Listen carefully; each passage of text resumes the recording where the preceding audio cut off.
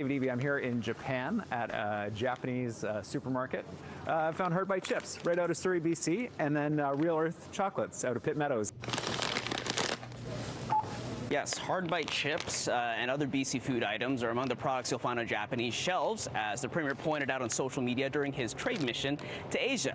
But, you know, chips, probably small potatoes in the grand scheme of things when you're talking about overall trade goals for BC in Asia. On the third day of his trip, Premier David Eby described productive conversations with Japanese government officials and business leaders. They wanted to know about our plans for electrification, the North Coast Transmission Line, our support for the mining sector, permitting issues, how we're working with First Nations, and definitely had a strong sense that they share our view about the potential to really deepen and expand our trading relationship with Japan.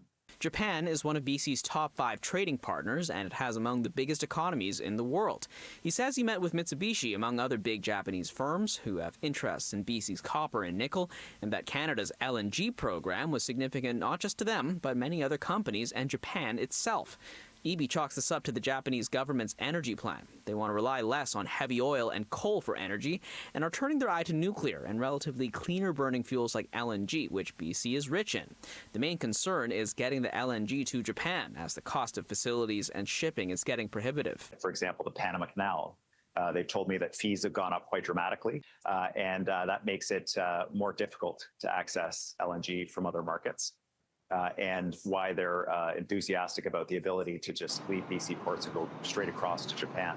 This entire trade mission is marching on in the shadow of a contentious bill recently passed in the legislature that would expand the BC government's power to speed up approvals on infrastructure projects. Some First Nations see this as infringing on their land rights, but the Premier says Japanese officials and business leaders are committed to working with the nations. The proof is in how we respond on the ground in British Columbia. And that is the commitment to ensure that for major private projects on Crown land in the province, that nations are going to be at the table. They're going to be full partners in these projects. Food is also part of the conversation, according to the Premier, as the challenges of costly food is just as real over there as it is over here. In Vancouver, Kier Junos, City News.